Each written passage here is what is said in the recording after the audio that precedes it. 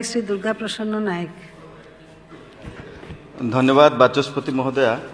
एक संवेदनशील प्रसंग में आपण दृष्टि करने चाहूँगी। आधुनिक सभ्यतार प्रभाव रे जो भाव में जंगल जमी सब संकुचित होउछि जो जहाँफल कि पशु माने समस्ते जनबसती आड़ को मुहाउछंती।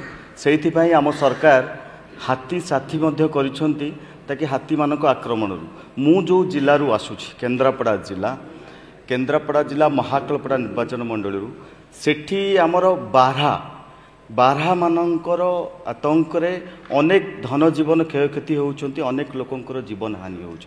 तेणु मोर निवेदन रहिबो आपनक पाखरे जेमिति हाथी साथी करा जायछि सेहि भली भाबरे बारहा संगात मध्य करा जाऊ ताकि बारहा संगात करा जाऊ, बारहा बंधु करा जाऊ।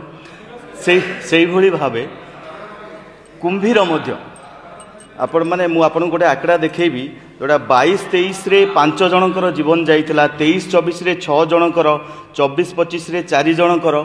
माने आम सरकार प्रतिटी जीवन मूल्यवान।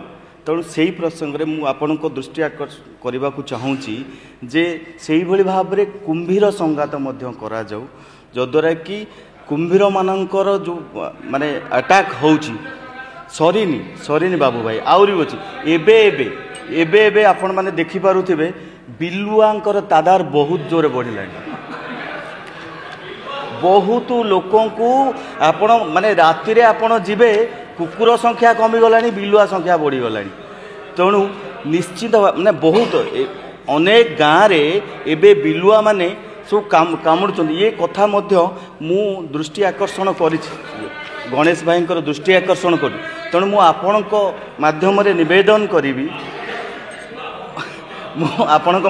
निवेदन करी आपण ये कथा को टिके